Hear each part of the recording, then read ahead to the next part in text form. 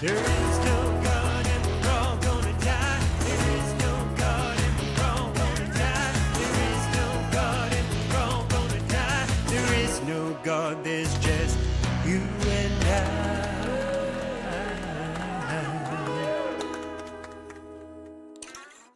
Welcome to There Is No God and We're All Gonna Die. I'm your host, Daniel Cartier, and this is a special episode. I actually have my first guest interview. I've been wanting to bring people on, and I just haven't gotten it together because I needed to learn how to use all this software. But my friend, Big Gay Ed, agreed to come on, and he was actually, a little bit of trivia about this podcast, he was actually the first caller to ever call in.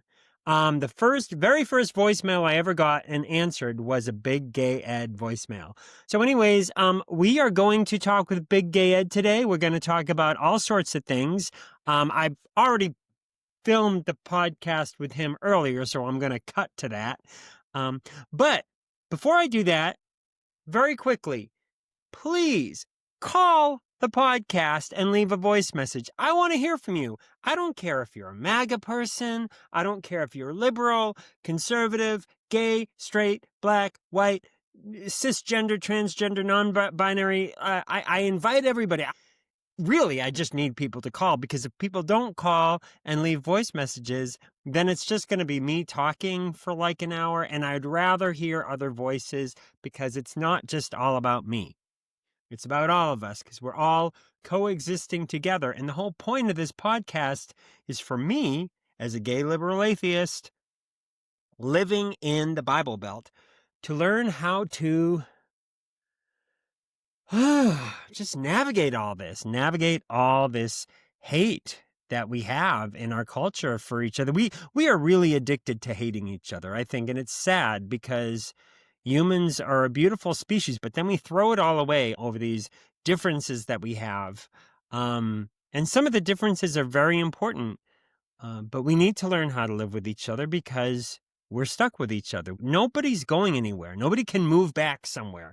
We all live on planet Earth. And so I want to hear from you. All you need to do is go to my website, danielcartier.com. I'll say that again. Daniel, like Daniel in the Lion's Den. Cartier, like the fancy jeweler. .com. And then right in the menu, it says podcast. And you click on that, and then there's a little button that says call the show. And you just click on that button, and then you can just let me know what's on your mind. I think you have like 90 seconds to state your case. And so I want to hear from you. All right. Anyways, check that out. Leave me a voice message for next week. And I am going to cut to my interview with Big Gay Ed. Roll the tape. I've always wanted to say that. Hey, everybody. I'm here with my wonderful friend, Ed, and he is just one of my favorite people in the world. Can I call you Big Gay Ed? Yes, please do. Yes, please call me. So for those of you who've been watching the podcast, Big Gay Ed has actually called into the show a couple times. You were actually my first caller ever. You were the first voicemail that I ever answered, because I've actually, and I'm going to talk about that in a second. There's actually a reason why I brought that up. But let me ask you something. First of all, we were having an executive summit about you, me and my partner, Corey. And so there's one thing we really want to know. We really, really want to know. Sweetie, how the fuck do you say your last name? Like, we are like both. What is up with your last name? I'm always like, Ed Bochak shirt. No, not even close. It's Bo Hotch. Bo Hotch. Bo Hotch. Yeah. Most people say Bo Hatch because there's an A in it. Bo Hatch. Bo Hatch or Bo. Well, I was talking to Ed Bohatch down at the Piggly Wiggly, and you know him with his Big Gay Ed t-shirt on, walking around, being all flamboyant in front of the children. I learned how to pronounce my first name when I lived in Memphis for a while. And I realized that no one knows who Ed is because that's spelled A-D. They wanted to know who Ed was. Ed. What is your name? My name is Ed. Ed Bohatch. Yeah, there you go. I'm talking about Ed Bohatch. Bless his heart, he's such a slut. I just think he's the cutest thing since sliced bread, but he isn't very smart. That's how people would talk about people down here. It's like, I love that they say bless his heart or bless her heart before they say literally the worst things about them. It's like, well, that daughter of hers, bless her heart, she is such a slut. Or they call you sweetie or darling or honey. Yeah, I know all the insults. Yeah, I think it's like the northern equivalent of that is, well, isn't that something? Yeah. You know, like people will say, well, aren't you or what something? the fuck's wrong with you? Yeah, well, aren't you something? It's like, I'm like, yeah, bitch, I am. Well, sweetie, it is really wonderful to have you here. Big gay Ed Bohatch. Bohatch. Now I'm saying it like I'm like, on Jolly Good Britain. It's like my friend Ian calling in from London now. It's like, I've always had a hard time pronouncing things. Like I was one of those kids who, you know, like I always call it the Future Fags of America Club, like the kids who have to go to speech class in first and second grade because it's like, oh, okay. David Sedaris actually has a essay about that because he like had a problem with his S's. It's like, okay, this is how we find out who's going to be an interior decorator later on. Like the kids who can't pronounce, the kids who can't pronounce, like the kids who talk like Hermie the dentist, you know? Well, I also have a hard time pronouncing names. I was calling you Daniel Carter for the longest time, and then I realized there was an I in there. Friggin' unforgivable.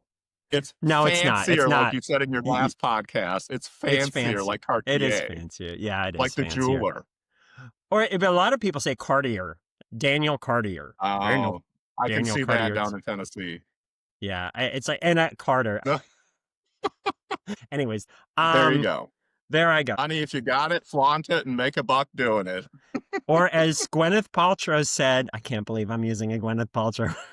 God, this is already starting off on a sad note. As Gwyneth Paltrow said, no, she in that movie Country Strong, which was not a great movie, but like her character like played a country music star, and she had this song that said, "If you got it, flaunt it. Make the Cowboys want it."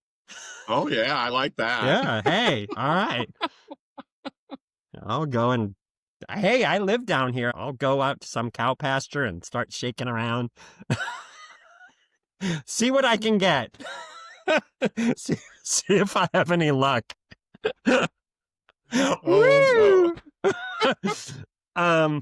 All right. Well, so this is I love. We haven't even started talking about anything serious. That like people have no idea who you are. They're just pretty serious. It's just for two like freaking Queenie guys, just like not really making any sense right now. Anyways, that's fine. You know, people don't have to listen to it.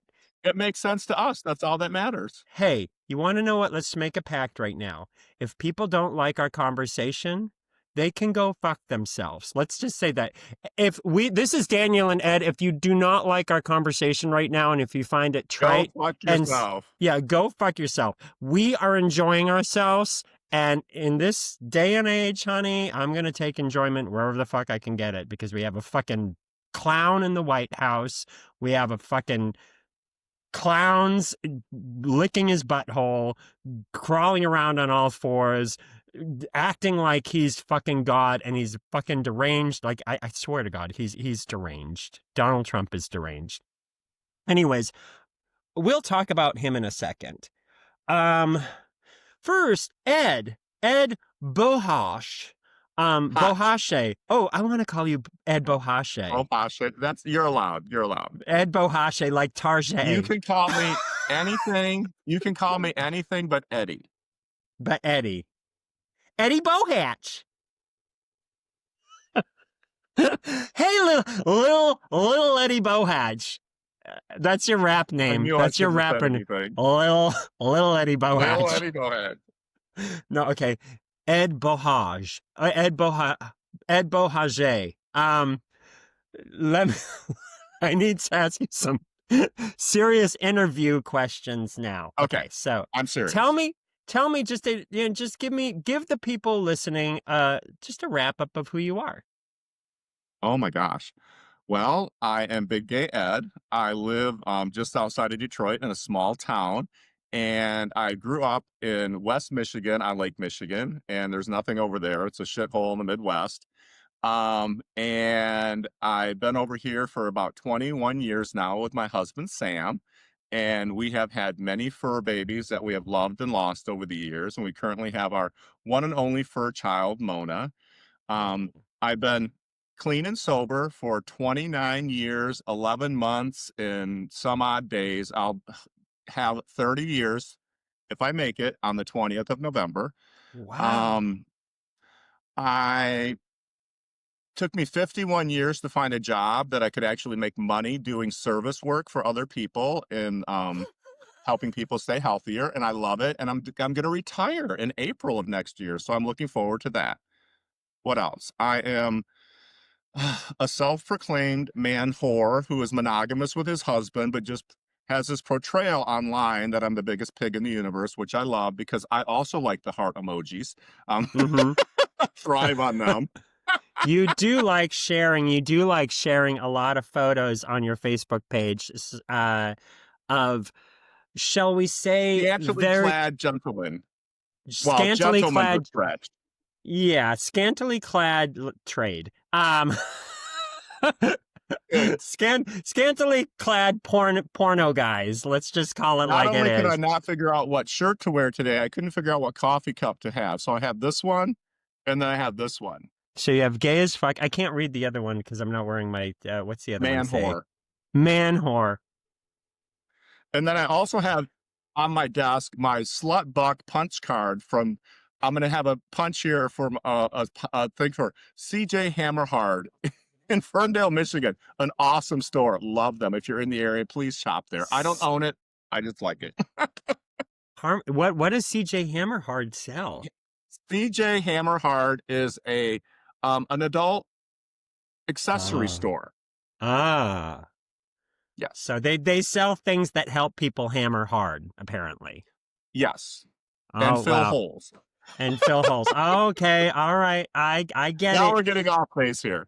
No, we're not. I mean, this is not, we're not getting off base at all. I mean, this is the thing is, straight people have their Hooters and they have their gentlemen's rhino clubs and the friggin' the bada boom bada bing club and the big boob jobs and all the, this, that, decorating their vaginas. Like, straight people have all that. So we can have our little slutty things too. I'm sorry. It's like sex is part of life, so I want to come up I with a don't, restaurant bar called Peckers, where all the men are wearing jock straps and chaps, and that's how they ooh, serve your food. I would go to that. You know what? I might not because it's like, I'm weird. Once you get food involved, it's like, you know what? Keep all your clothes on. It's like that guy, the naked chef. It's like, I don't want to fucking be eating something that some naked guy, like, I kind of have a weird thing with food. I'm very like germophobic. So, that probably would not work for me.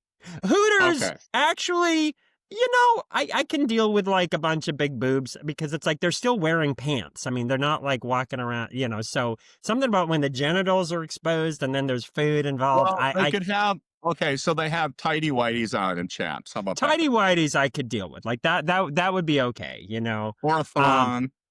Or a thong. I like boxers. Like, I think guys wearing boxers, that is a very Boxers sexy and thing. chaps don't quite work for me. No, boxers and chaps. Well, they could just be serving food in boxers. Okay, there you go. Yeah, I wouldn't mind that. That would be nice. I that would be very nice.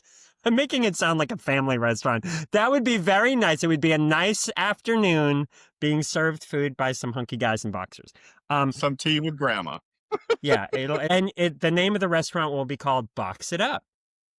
Oh, There you go. there you go. So if you're out there and you want to invest in a company call me. We can talk about Box It Up. So my ex-partner, okay, this is totally off the rails. And, again, if this conversation is not interesting to other people, they literally don't have to fucking listen. So if Then you can fuck off. like, if they, yeah, you can all fuck off. Like, if you're listening to this right now and they're like, what the fuck are they talking about? We are just talking. And, you don't have to fucking listen. I love how I'm already defensive. Like, I do this all the time. Okay, I have a couple really funny stories. I had all these questions, but I think my stories are funnier. So a couple of things. Let me ask you this. Do you project? Yeah. Like, do you create scenarios in your head that are like, because I know it for me as an alcoholic who has been sober for a long time, I used to drink over these perceived things that were never going to happen, but I would create these scenarios in my head and I would get so worked up about them. And I think part of it is being a creative person, but I think part of it is also being somebody who is an expert at catastrophizing. Is that how you say that? Yep. So, Projecting into hell, catastrophizing. yes. So this is a perfect example of it. Like, I was having just a gay old time taking a shower one day. It was a beautiful day out. It was a Sunday. The sun was out. It was literally like the perfect day. It was a beautiful spring day.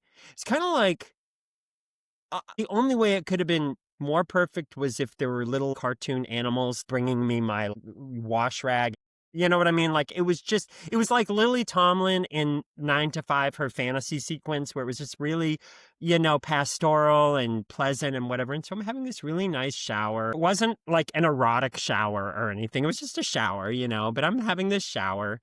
And then in the middle of all of it, I'm just like, what if I got audited? Like, in the middle of everything, like, with no need to be thinking about it at all. Like, I just thought, like, what if I got audited by the IRS? By the end of that fucking shower, I was like in this lady's office, like, here, have my fucking blood, and like slitting my wrist and like spraying blood all over. Like, this imaginary woman who didn't even exist in this imaginary IRS office. And I'm like just screaming at her and like, take everything, you fucking assholes. Like, here, do you want my fucking blood? And it's like, whoa, that escalated quickly. It's like I was having a really nice shower.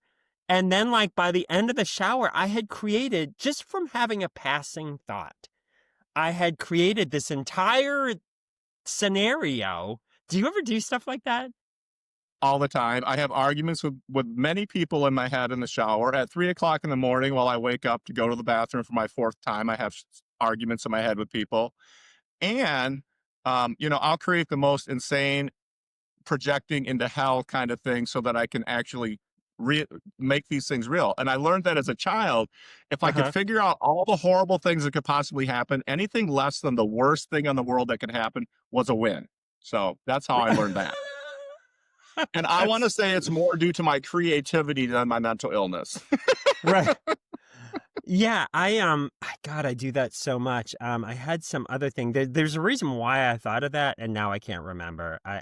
This is why I should be taking notes while I talk to you, because there was some other reason why I brought that up, and now I don't remember what it was. But okay, I'm going to get into some of my actual topical questions now, because this is so. As you know, this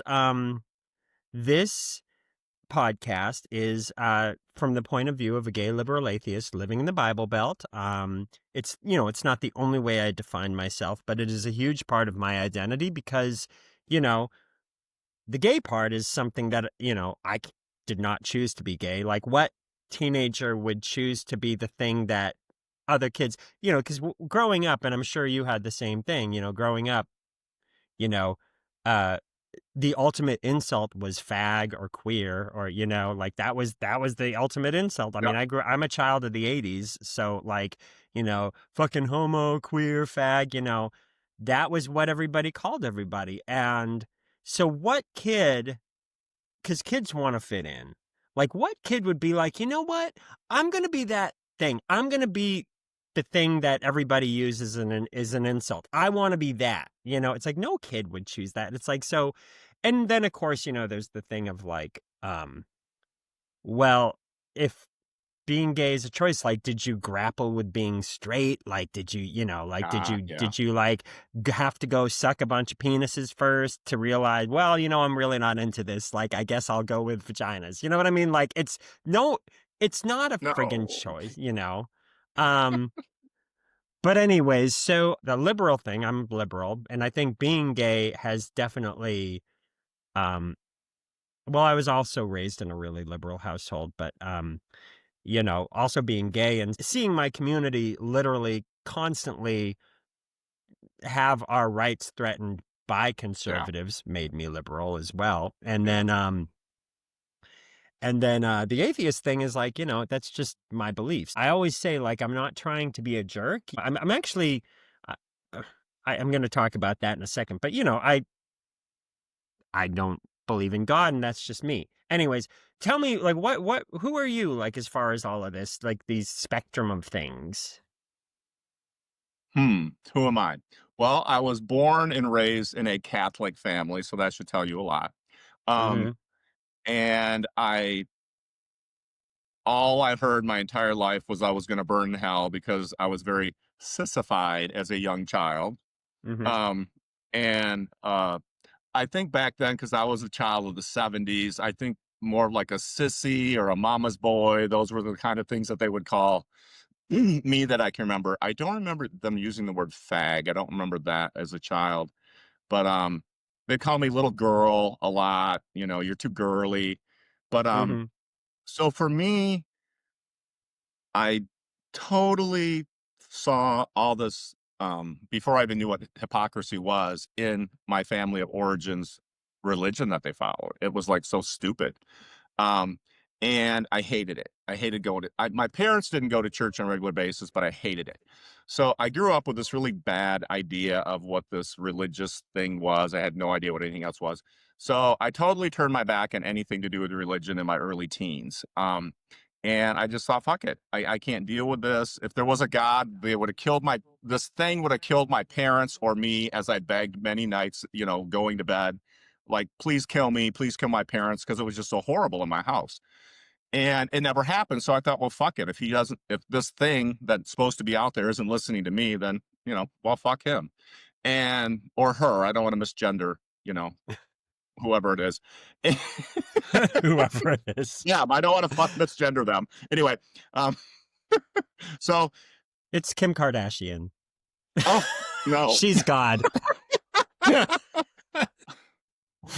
I think it's more like George Burns, maybe It's George Burns and Kim It's Kardashian. Joyce DeWitt from Three's Company. Ah, there you go, perfect. Or Mrs. Roper. I like Mrs. Roper better. Anyway, Yeah. so where I'm at in recovery, I was allowed to find this God of my understanding, and I do use the word God when I share my sharings at meetings and stuff. But for me, I'm connected with this universal energy that connects you and I and everything. And I follow no religious doctrine. I've never read the Bible. I don't believe in this person in the sky looking down on me, punishing me, or anything like that. But I do feel the energy that flows through all living things. And to me, that's so meaningful because I do feel connected with people. I felt connected with you. We've never met in person. I feel very connected with you. You're one of my favorite people that I've ever met, and I've never met you. Oh. And so I do, and I think that focused, what I consider people consider prayer, focused intention on any one thing by a group of people may be helpful if this energy is flowing through things. But so it's very strange when I explain my higher power because it is something that um is just it's not a person or anything that's ever been written about. It's just this feeling that I have, and I think inevitably it's just me and Yeah. my human nature wanting me to be the best version of myself, but I don't know how because I was like brought up in such a fucked up situation. So this sense that I get, this energy that I get, this emotional stuff that I get, I think that's what I consider my, I don't know, but I have a really like religion turns my stomach. I just when people start talking about Bible stuff, I just like fuck you, and Mhm. I can't deal with it. Wow. Does that Yeah, answer your question?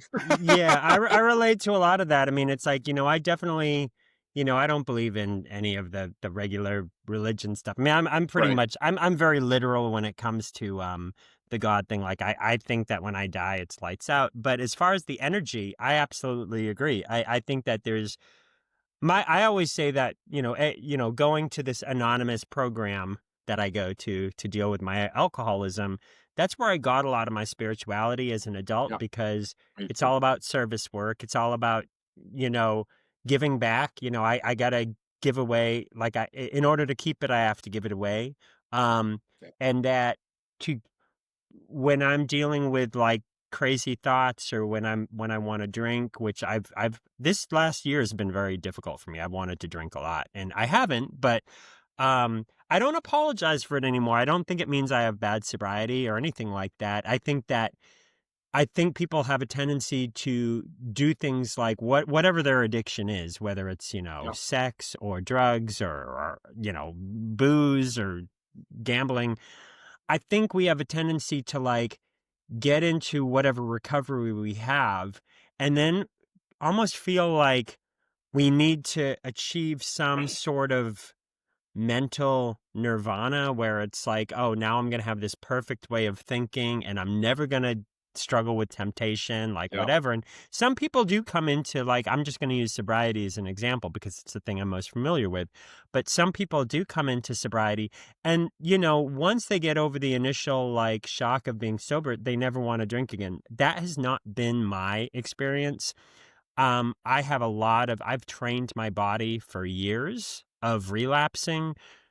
When things get tough, I'm just going to check out. I'm going to get drunk, because it's like, first of all, I loved booze. I mean, booze, I was never one of those alcoholics that was like, ooh, and I didn't even like the taste of booze. I've heard people share their stories and say that. I'm like, what kind of booze were you drinking?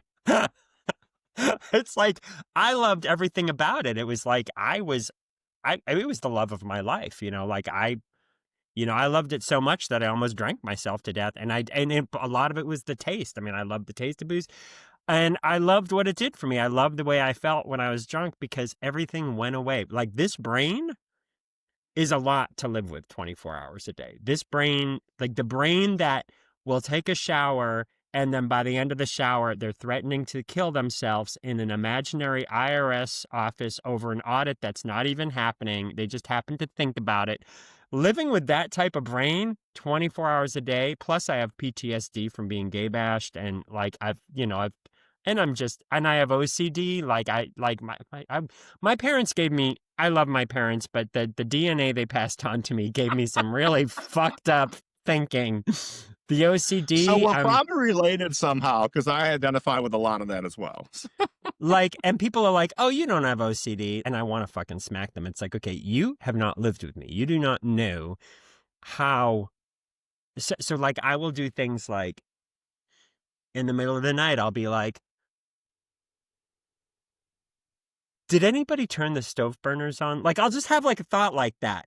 And then it's like, I'm out looking at the stove burners and touching all the fucking Oh yeah. knobs because Yep. we have gas stove. Um, Yep. and then it's like, I'll be okay. They're all off.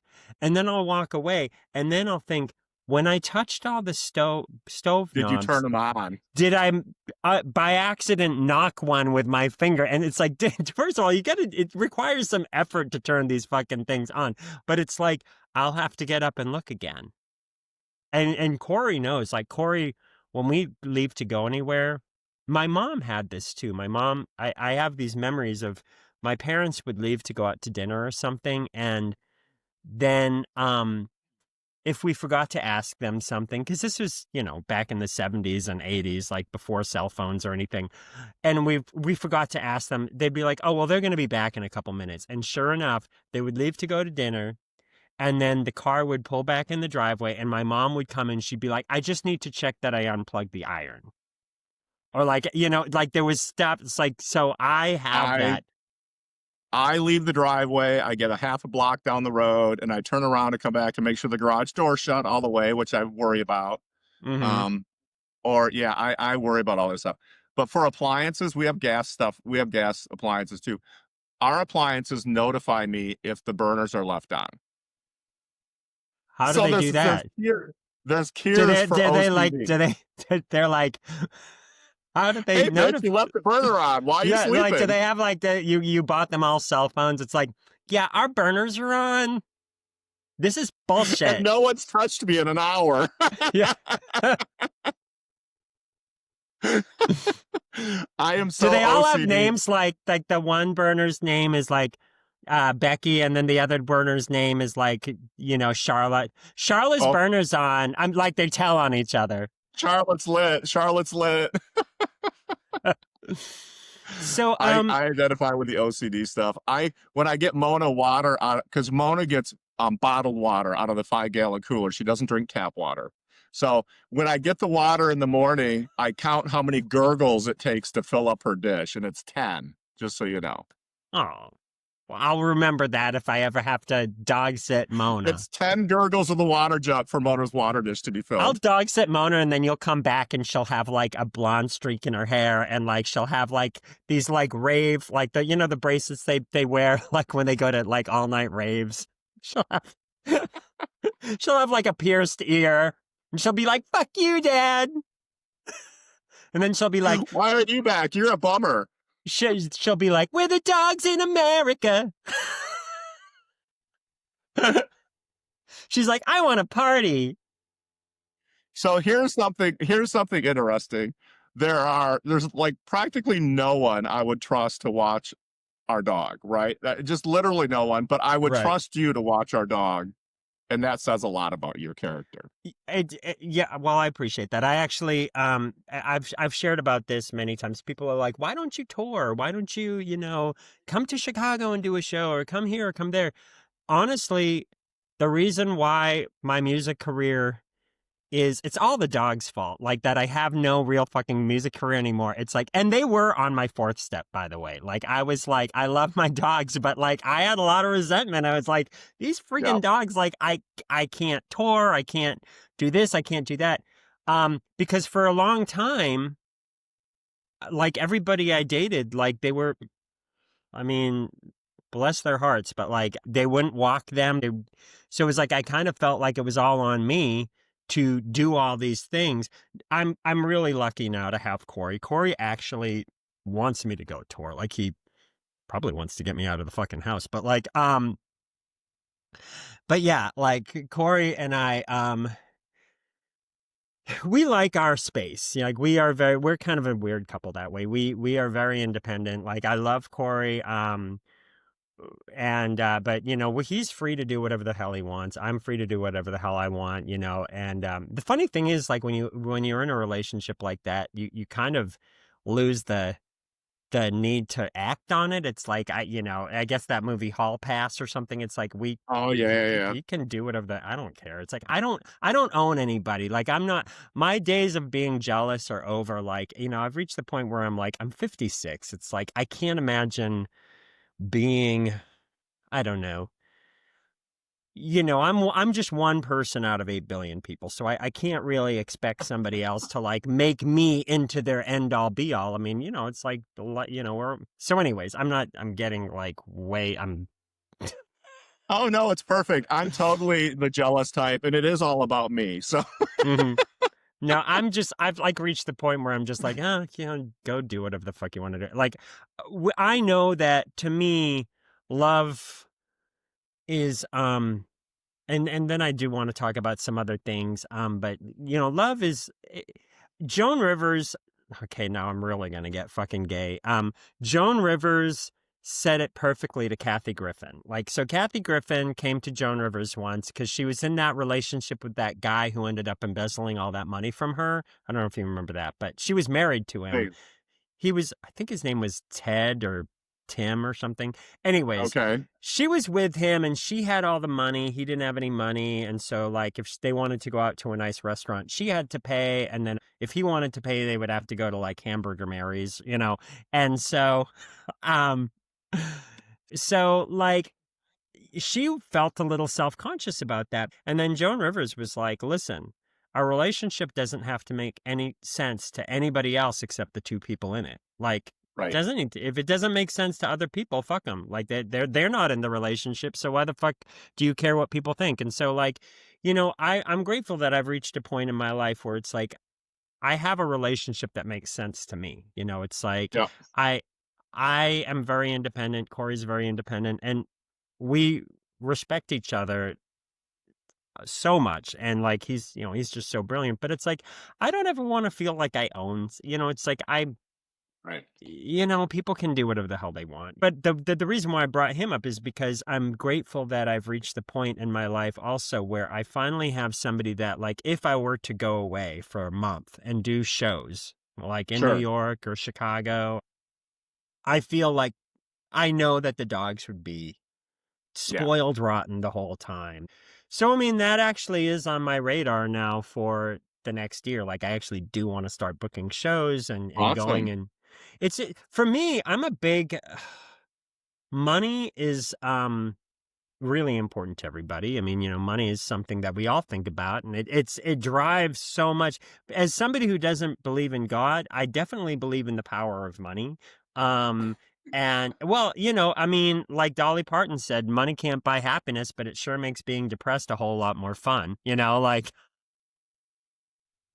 I mean, money doesn't solve everything, but It helps. it sure solves a lot of fucking things, and so, like, Yeah. one of the things it does is it does give people space to have some opportunity, because when you're just living hand to mouth, which I've done so much of that in my life, Yeah. you can't even see the forest from the trees, so for me, if I'm going on tour, I think now it's not so much like, oh, who's going to take care of my dogs? I think for me now, the reason why I haven't started touring is because honestly, I'm paranoid about losing money. Like, that I would go on tour Yeah. and like I would spend all this money going to New York to do a show or to Chicago or there, here or there. And then, like, it would be like, hello, Cleveland. And then it would be like 5 people in the audience. And then I'd be like, great, I just wasted like $1,000 coming here. And so I look at that. And so I think that's been my big, uh, so, instead I'm doing stuff like this podcast and I'm trying to shop my music to TV and film. And I'm thinking, okay, so maybe if I focus on that type of stuff, it'll actually, over time, over the next year, create some sort of an awareness of who I am. And so that's So basically yeah.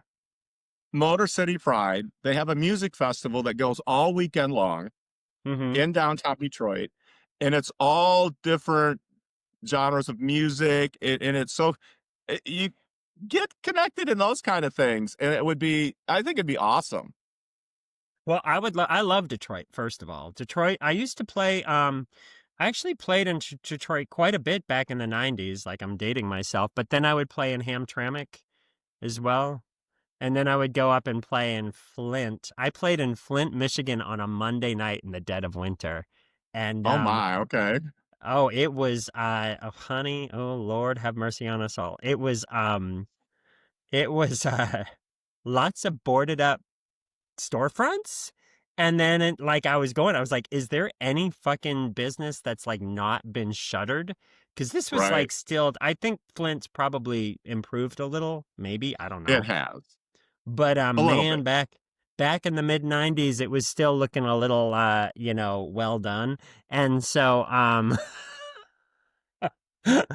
but then all of a sudden there was this coffee shop, and because it was a Monday night in the dead of winter, I was Yeah. the only thing happening in Flint, so it was packed. And Okay. the other thing that was funny about that was that all the people who showed up thought I was one of the villains from Strange Days, that movie with Juliette Lewis, because there's a villain in there. There was a picture of me in Interview magazine Yeah. uh back in like 1994 or 1993. There was like I had a full page thing in Interview magazine, which was very exciting because, but so then whoever styled the movie Strange Days saw that picture, and they styled one of the villains literally the same sweater. They drew the tattoos on his head. and Wow. everything. And so you see that guy, that villain, like beat up Angela Bassett and it's like, Did you get royalties off of that or anything? no, of course not. Well, And shit. yeah, I mean, it's like, okay, well, and I probably could have sued them. I don't know. So anyways, all these people showed up, expecting like the extra. He didn't even have any lines in the movie, but they thought I was like the guy who had been in Strange Days. It's like, no, they just styled somebody after me. I I wish, love it. because I would have been getting royalty checks. Right. There was Peter Brady, the actor who played Peter Brady, had this was one of the investors in Dr. Tadoff, Dr. like tattooing, like removing your tattoos. Oh, okay, okay, okay, okay. Yep. And so I have a photo of it somewhere. All over Los Angeles, they had taken a photo of my head, but they didn't show my face. It was just the top of my head. And Yeah. so they had these flyers everywhere. Like if you went into a coffee shop, the type of flyers where you can rip off a thing at the Yep. bottom. They were everywhere. Like I probably saw like 100 of them. And it said tattoo removal on your mind. And then it was a picture of my tattooed skull. No kidding. Yeah. And so, That it was seems to way have back some in the copyright 90s. infringement. And people were like, you didn't sue them? And I'm like, I don't know. I mean, it's like, I was like crashing on friends' couches. Didn't have any money to go fucking hire a lawyer or anything. They probably were like, oh yeah, that little fucking folk singer, he's not going to be able to sue us.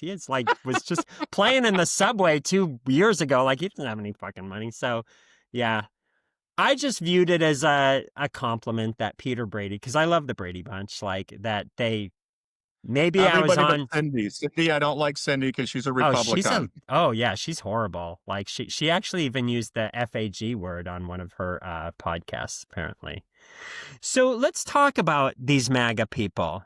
Let's Oh talk about these my. MAGA people. Which neighbor would you like me to talk about first?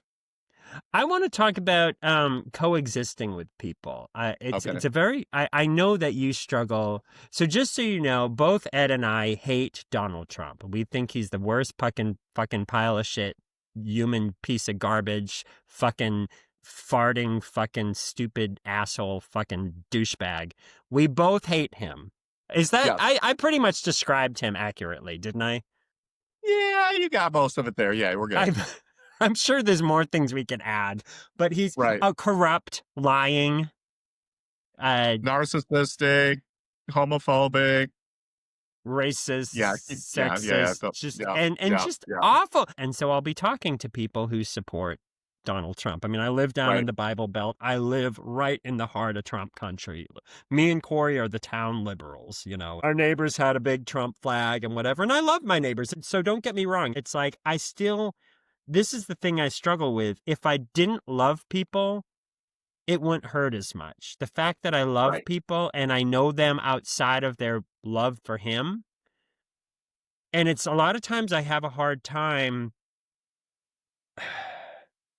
What's the word when you're trying to when you're trying to God, what is that word? I'm trying to make peace with the version of them I have, and then Okay. their actual political beliefs. It's like it doesn't Yeah. line up to me, and a lot of times I'm like trying to make sense of it. It's like, how can the person that I know who claims to love gay people and they claim to not be racist, and like they'll even say like my neighbors, like, we love you and Corey, and Yeah. you're like sons to us and all this other stuff, and I know that they mean it. And like if they have tomatoes that they've grown, they bring produce Right. over, and so I have a wonderful relationship with them, and I love them. But I know that, they had their big Trump sign out where he was looking like Rambo or something on an American flag, and, which is completely delusional. He came over and he was actually crying, and he said, I'll take my Trump flag down. I know you don't like him. And I mean, that was really nice. So they were trying Sure. their best to coexist with us, you know? Um, and then after the election, as I've shared about many times, I kind of flipped out. I was unfriending people and blocking people, and I put a sign. I actually hung a sign on our front door saying, do not knock on our door. We are in mourning.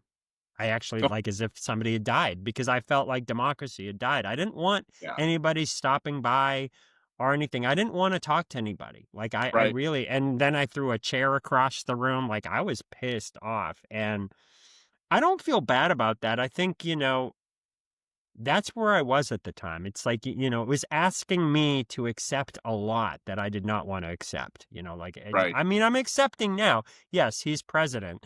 I get that. I don't He's not call my him. president. He's not my president, but I mean, he's president. I'll grant him that. But so how do you, as Big Gay Ed, what does coexisting look like for you? Well, we live, like I said, pretty far. We're about a half an hour, 40 minutes from downtown Detroit. So we're in a little town called Brighton. We actually live outside of the town of Brighton in a more rural area. And like when I'm looking out our windows, I cannot see any of our neighbors. So we have a little acreage here. We live on a Oh, private road, and all the people on the private road are MAGAs other than us. So we're the only gays out here that I always joke around about we're the only two gays that live in Livingston County, which I know is not exactly the truth. But anyway, um, but with our neighbors, a few of the neighbors, we just know who they are and have their numbers in case, hey, if your house is on fire or someone's breaking in, I'm going to call you, right? And same right. thing. We're kind of there for each other if we need to be. But a couple of our neighbors, we're not friends like they're coming over for dinner, but we talk and we communicate. So I'm able to set aside it's difficult because sometimes I get angry. It's like, well, fuck you. Why did you vote for this asshole who wants to see me in a concentration camp, right? Or Mm-hmm. shoved off to some other planet. But so for me, it's being more who I am. Like I love to wear my gay as fuck t-shirt to the Mm-hmm. local Kroger because it scares people, right? Um, and I have my little rainbow stuff on and Mm-hmm. I'll do things just because for me it's even more important now to be who I am so that other people who are afraid to be who they are know that it's okay. Here's this 61-year-old queen being who he is. So maybe this 10-year-old child who sees that. I usually have my nails painted. It's like they can say, well, maybe it's okay for me to be who I am too, even though I live out here in this rural area.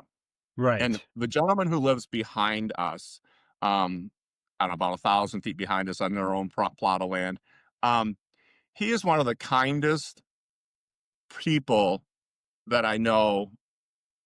He's done more for Sam and I than anyone ever has, I think. And he's just I can call him any time of the day or night and he's there.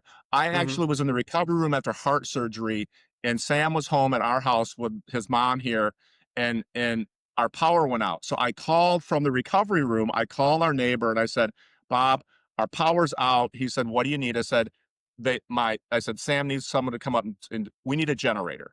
Within 5 minutes, he was up here, a generator in the backyard, running, hooked up to all the things we needed it hooked up to. And he's just a person. He's just a kind person. So I know that not all Republicans are Right. hateful MAGA assholes. Yeah. Um, but it's hard for me to separate the person from the politics sometimes, especially with what's going on. So my first instinct is fuck you all. I Right. don't want nothing to do with any of you. And and it's very hard to get past that. It's very hard for me to get past that with a lot of people.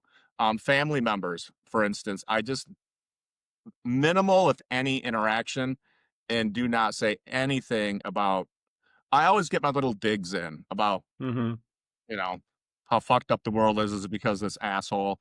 And and they will just sit there this stone cold, won't even say anything because, I remember one time sitting at a restaurant. I won't say which family members it was, but it was after a lot of this shit had gone awry about 3 months ago, and then whatever situation was going on. And I was going off on how afraid I was for my family, my marriage, my life, all these things. They just stared at their plates and would not say a word. And then after I got done with my little rant, it was as if I never spoke. And they just carried on with their conversation as if they blocked me entirely out, which is Oh, okay. I, you yeah. know, I don't care. Fuck them.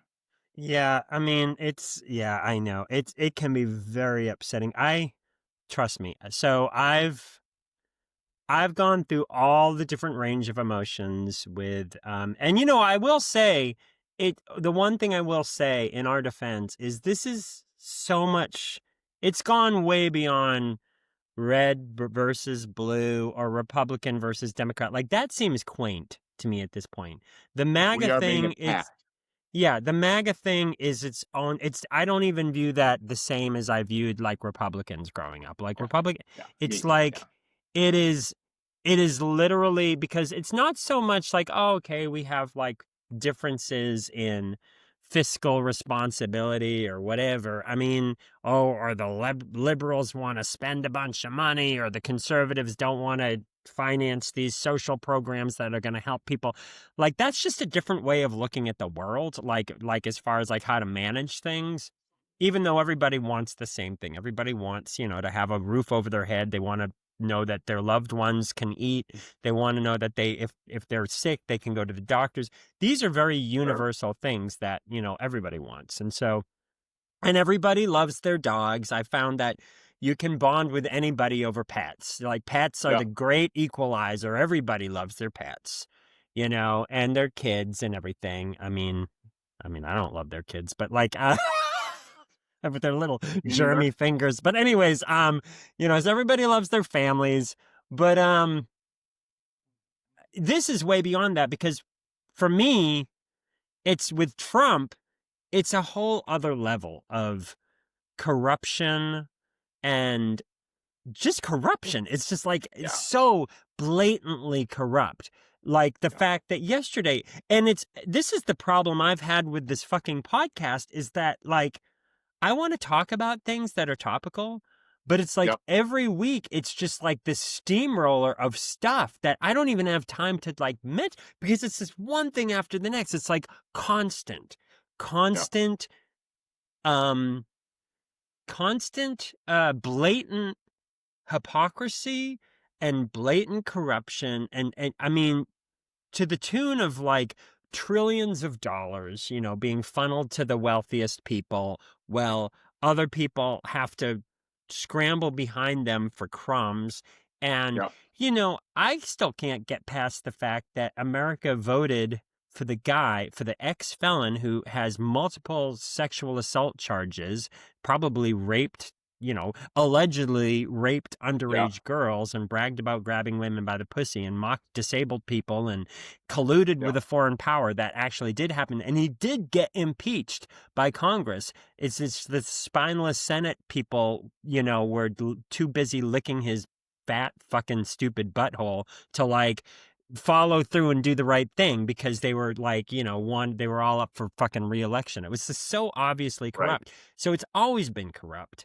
Um, Yeah, but that he actually like instigated a full-on attack of our nation's capital based on phony stolen election charges that have been continually debunked and continually debunked and continually debunked. We know that Joe Biden won the 2020 election and he's still fucking going on about it now. And it's like, and pardoning the fucking January 6th rioters. I mean, here's the thing that I think is very chilling.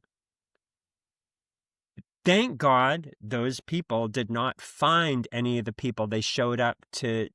Like if they had found Nancy Pelosi, I said this in my very first episode.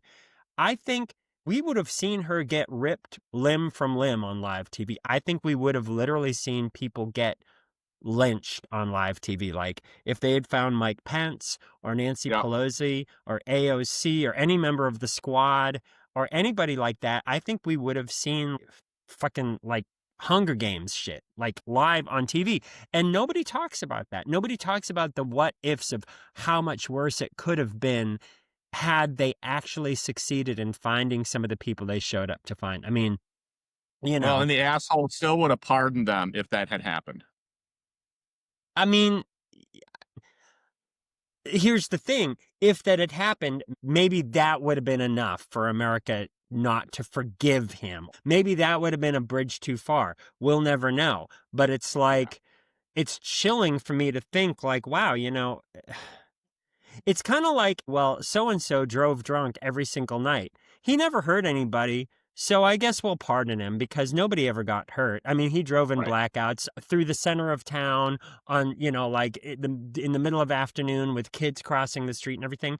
Nobody ever got hurt, so let's just pardon him. It's like it still doesn't make it okay. Like a lot of people could have died, and so I keep going back to that. It's like, why isn't anybody ever talking about the what ifs? Like, what if they had succeeded? To me, that's the most important question. And that makes pardoning the people inexcusable. And that's the type of stuff I think about when I'll start thinking about that. And then all the people that I'm peacefully coexisting with, I'll start having those arguments with them, but they're not actually here. Like, it's just, I'm a crazy person arguing to an empty room. Like, well, what about this and what about that? That's why I am so frustrated with our Democratic representatives in Washington because Oh, God. they're trying to fight fire with a fucking paper fan in Congress that says, whatever, that first thing that he did where they had the little I know. fans there. And Yeah, I'm it was thinking, you cannot ridiculous. fight a forest fire with a fucking paper fan.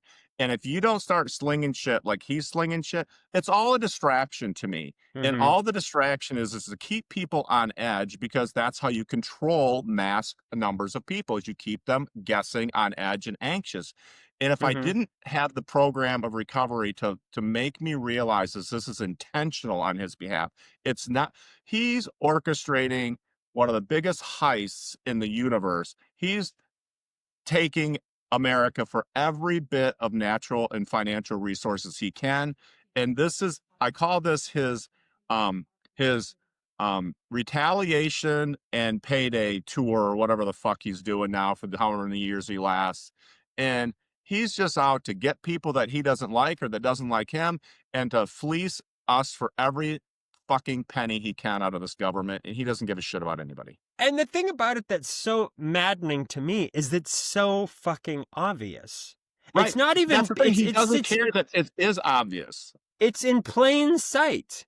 It's like it's not even the fact that he pardoned all these, like, what is it, like 76 or 78 people Yeah. yesterday that were all involved in trying to perpetrate this phony stolen election thing, like friggin' Rudy Giuliani and like that Oh, I fucking. saw that. Yeah.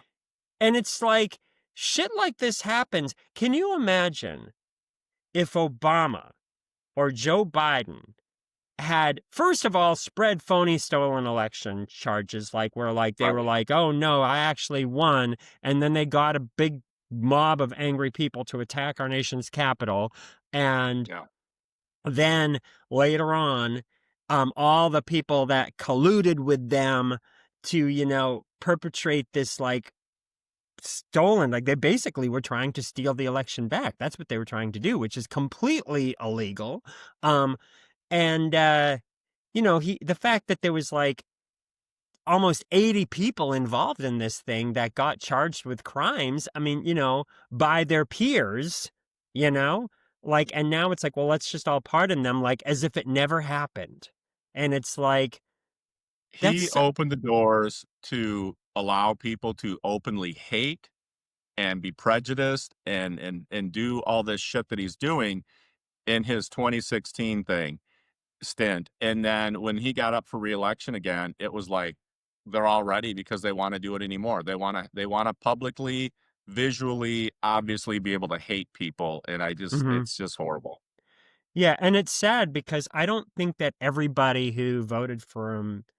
Do I think every MAGA person, like, or every Trump voter is racist? No. Do I think every Trump voter is homophobic? No. Like, I'm not, so for me, coexisting with people, it's really fucking hard because this from, the program of recovery that we're in. One of the lack of power, that is our dilemma. Like, that I know for me, the things that drive me the craziest are when I feel powerless. When I feel Yeah. powerless, it drives me fucking crazy. And I think so when you see people, and I know you and I have both been guilty of this, not guilty. I mean, I'm not, don't feel bad about it, but like, when you see somebody just posting endlessly on Facebook, like, fuck him and like memes and everything, I think part of that is like when people feel powerless and they don't feel like they have any recourse, because it's not like I can go to Washington and like, stop this Right. madness. I mean, what the fuck am I gonna? I'm one person, I'm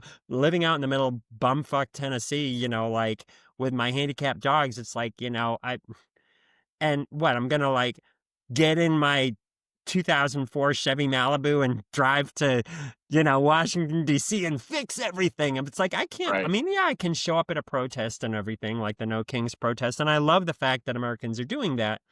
And I think it's really important. I think now more than ever, like even you wearing your t-shirt, like you said, I mean, I think Yeah. visibility, me doing this podcast, I was, I was really Yeah. struggling with my identity doing this podcast because and I've alluded to it in the last couple episodes, where it's like, who the fuck is Daniel? Is Daniel like a singer? Is Daniel an artist? Is Daniel some angry gay liberal atheist who wants to talk about politics? And I've had to reconcile the fact that Daniel's just Daniel. Like, Daniel is who he is. He's not going to be for everybody. I've lost so many people. Like, my email list, when I started when I sent out the email about, hey, I have a new podcast and it's called There Is No God and We're All Gonna Die, man, people started unsubscribing from me left and right. I lost hundreds of quote unquote fans because I guess they were like, you Yeah. know what, fuck that guy, because a lot of Right. people, they discovered my music, and they liked my music for whatever Yeah. reason, but they certainly didn't like the fact that I was a gay liberal atheist. Like, they didn't want to have anything to do with that. And more power to them. I'm not taking that away. So I know for me, part of me coexisting is, okay, maybe you need to figure out a way to compartmentalize what you do. So I'm actually, a big thing that I'm looking into is my online footprint, because we do live in a digital age, and that Sure. this podcast, I may have to risk this podcast. It's not like a lot of people are even listening to this anyways, but I mean, like, I may have to risk losing some listeners by almost like relaunching the podcast, like moving it to its own universe and just promoting that separately from my music, because I also Uh, don't want people who want to listen to my music, like, a lot of them may not want to be political or hear about, and the whole there is no God thing. I get it. Like, some people, to me, it's like, it's a very right. spiritual,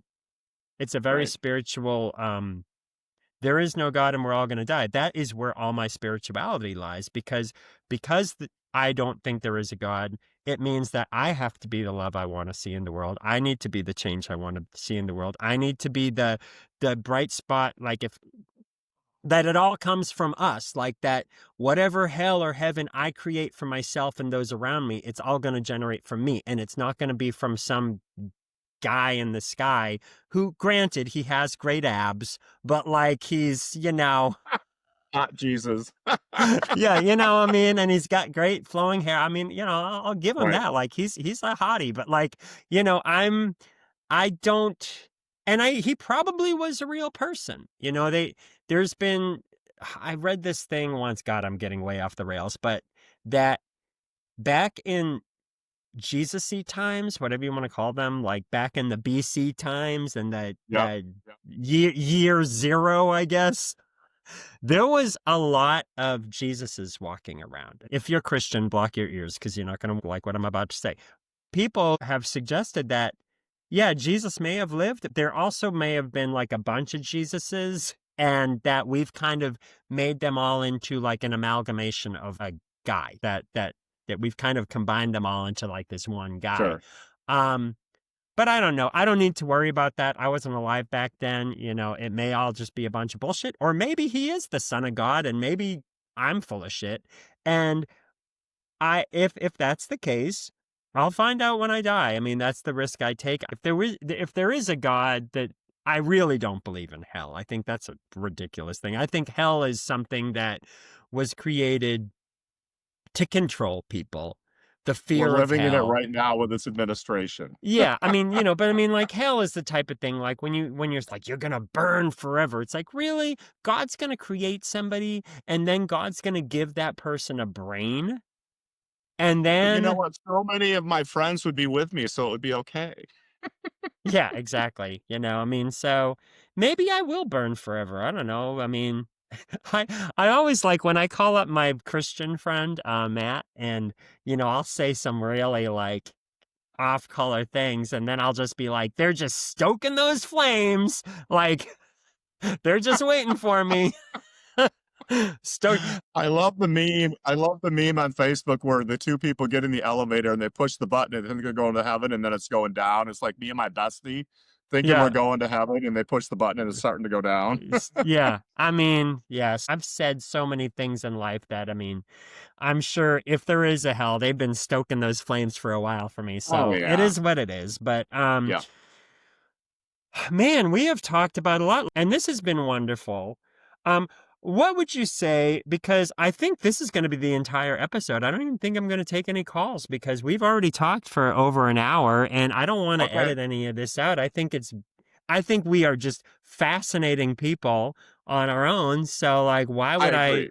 Yeah, why would How I could you edit? improve on this? Yeah, like, I don't think like, what? Now I'm going to take a call from Shauna in Sioux City. Uh, you know, fuck her. No. But if you are watching, okay, I am gonna do some house cleaning stuff now. If you are watching, I desperately need voicemails. I am chasing after you people to leave me these friggin' voicemails. Call the friggin' show. Go to danielcartier.com. Hit the podcast. It says podcast right at the top of the friggin' screen. Hit podcast. Then there's a button that says call the show. And you can call the fucking show. You can say whatever you want. You can be like, Daniel, I hate you. Daniel, I love you. Or, oh, that you and Ed were just so great talking together. And, oh, Ed's awesome and you suck. And whatever. You can say whatever you want. Yeah, Or, say that. Say that. yeah. Or you can like rant about Donald Trump. Or if you're a MAGA person, I would love to have some MAGA people call. Call and tell me I'm a piece of shit. Like, tell me that that my thinking is completely wrong about everything. I would find that interesting, and I will not be offended because I do love everybody. And I want my podcast to be a place where people can come, and I want it to be a safe place for anybody. So if you are a MAGA person and you want to call and tell me why I'm wrong about Donald Trump, I would love to hear it. And I will definitely probably have my response, but I'll be nice about my response. That is one thing. I will say this, Ed, and then we can wind it up. But I actually was accused on my personal Facebook page. This guy who, I don't even know how I know him, but he got all mad because I posted this thing. I don't know if you remember, it was about a month ago where I said, I think it's pretty ironic that me, a gay liberal atheist, has better Christian values than MAGA Christians that I know. Yeah. Like, a Yeah. lot of these MAGA Christians I know, like, their fucking Christian values are crap. Right. And so And here I I would am, agree like, with that statement that you made. Yeah, about you. I do. the gay liberal atheist is actually like seems to like have more empathy and compassion and kindness. Not that I'm saying I'm this amazing person, because trust me, I can be a total fucking douchebag. But like, um, you know, I still do think that, my heart's in the right place. And clearly, like when I hear some of these MAGA people talk, it's just, like Christy Nome. I'm sure she thinks she's a good Christian as she fucking shoots her dog in cold blood. Like, honestly, these fucking people, fucking miserable. I Yeah. won't say. I Yeah. I call her a word that I can't really say on this because it's a very I said it insulting. earlier. Yeah, she's a C word. Yeah. She's a C word, and I'm not going to say. It's one of the few words I refuse to say. If now I lived over in England, they use that word all the time. It's like Oh, they okay. say it left and right. I mean, Ricky Gervais has said it in his stand-up routine. Like they just say Yeah. it like it's just. And Right. she's a miserable C word. Like that's what I would call her. But over here in America, we don't say that word as much. And it's like, but man, When I'm by myself, I have to say it. No offense to the ladies listening. I do call her that because she's horrible. She's the worst. Yes, she is. Anybody who shoots their friggin' dog in cold I blood like that. yeah. Anyways, so I think and I'm not saying I'm not perfect, but I do think that I have better Christian values as a gay liberal atheist than somebody like her. I'll just use her as an example. I agree. So I You posted could be that. a modern day Jesus with no hair. Who says I'm not? I didn't say that. I mean, so I could hang around with 12 guys, some disciples. I'll have a casting call.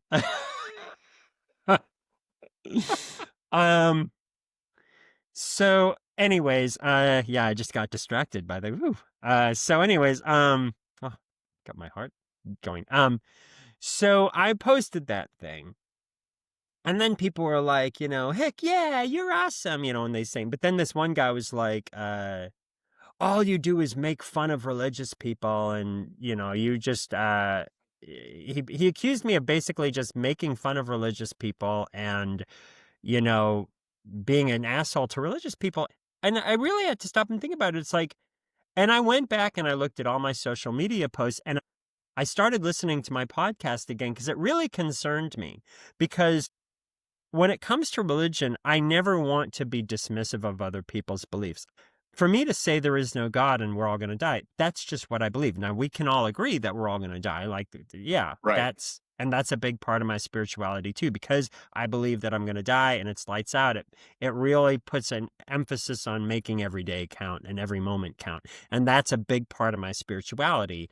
Don't put off the joy I can bring into the world today because I may not get a chance to bring that joy into the world tomorrow. It's like Sure. tomorrow's not guaranteed. And, so, and then there is no God. I mean, that's just my belief. And so I'm allowed to have a platform where I voice that. And it doesn't mean that I'm trying to take away the beliefs of other people by saying that. It's like, it's just, we live for now in a free society. And so there needs to be a checks and balances. Like for all the crazy right-wing religious stuff, at least some people are on the polar opposite saying, well, I don't believe in any God. And I think that's important for a society to function so that it kind of keeps things in balance, in a weird way. So in a way, I feel like I'm performing some sort of fucking service. But anyways, This is service work.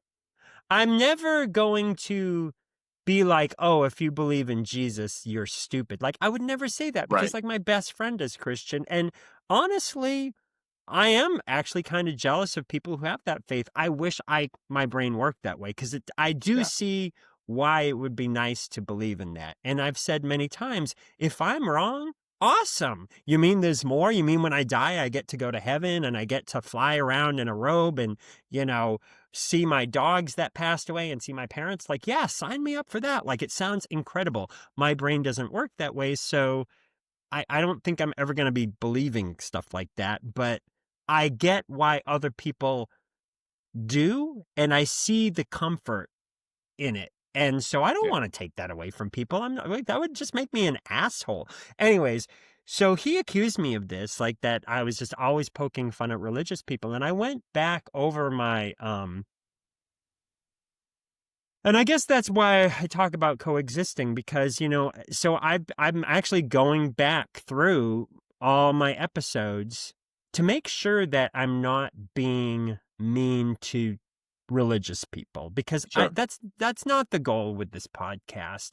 Right. And because I do believe that we all have to coexist. Now, I am mean to like Christian nationalist, racist, bigoted people who are like the brand of Christianity that I don't view as being Christian at all. Like, I think it's just blatant bigotry, racism, sexism, homophobia, transphobia. That, yeah, all bets are off. Like, I am merciless when it comes to that. But I don't view that as religion. I view that as just bigotry. I think it's people using their religion to hate people. Justify being like assholes, like, when some guy the first episode I ever talked about, that my asshole of the week was that guy, Stephen Falco, up at the Sure Foundation Baptist Church, who was saying gay people should kill themselves, and that if they Oh weren't yeah. willing to kill themselves, the government should kill them.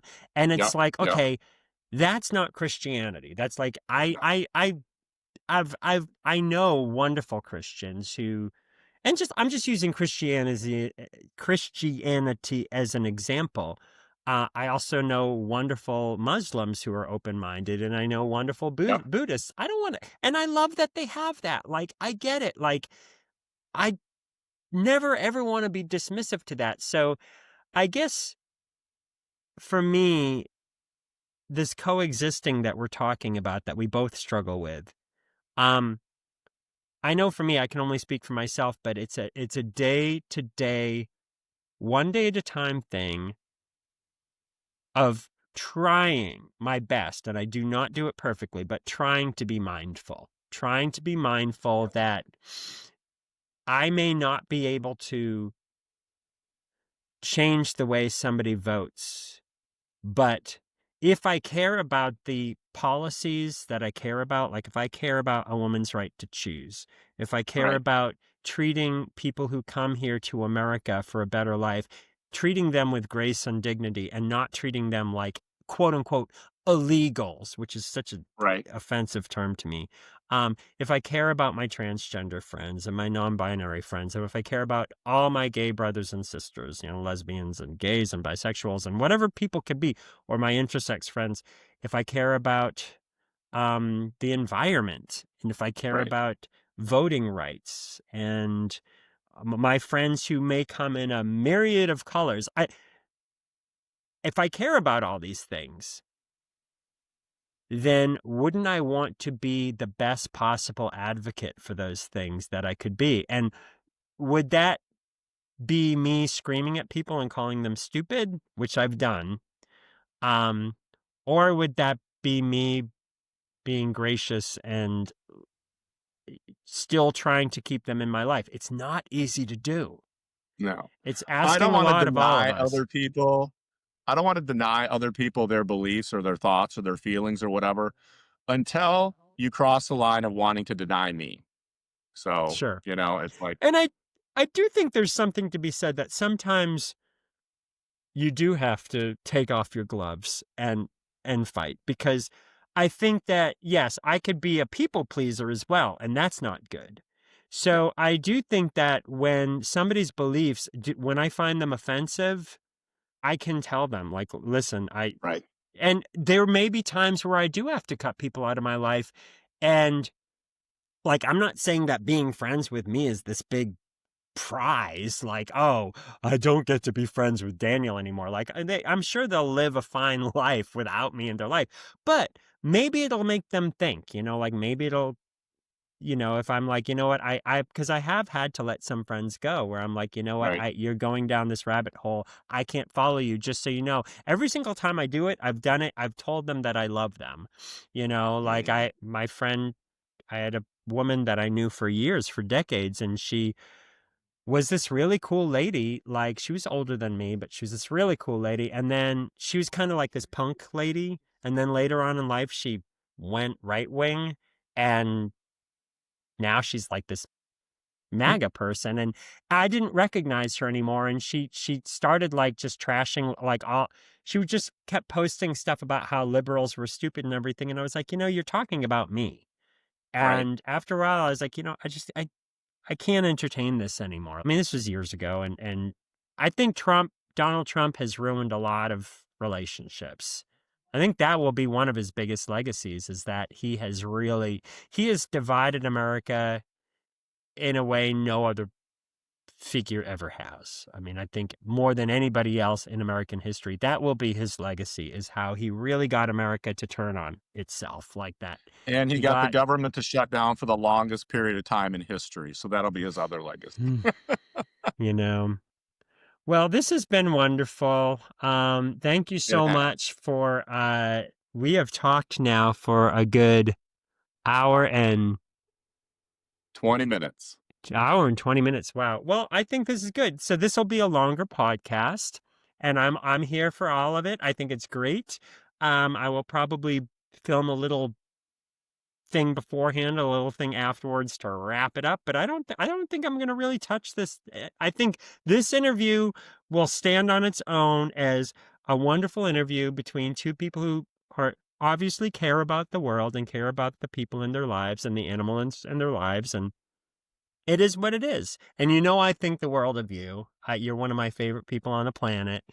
And so Thank I'm you. so grateful that you were able to do this. And I hope you'll come back.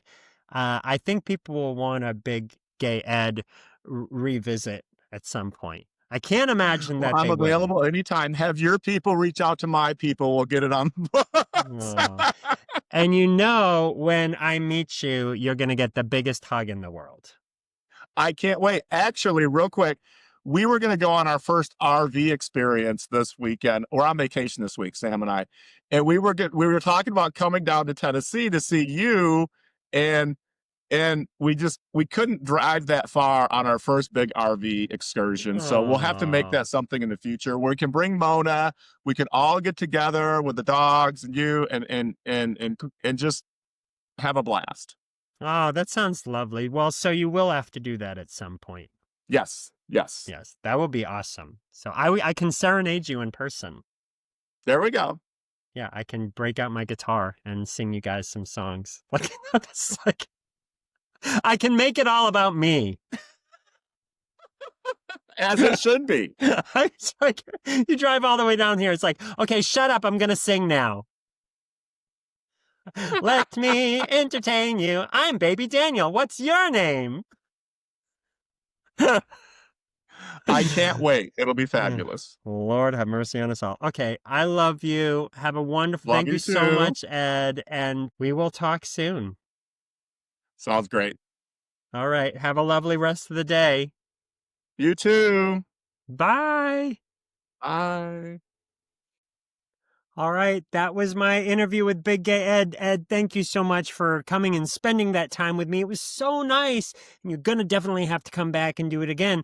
I want to bring some other people on as well. So in the meantime, again, call the show, leave a voice message. I want to hear from you.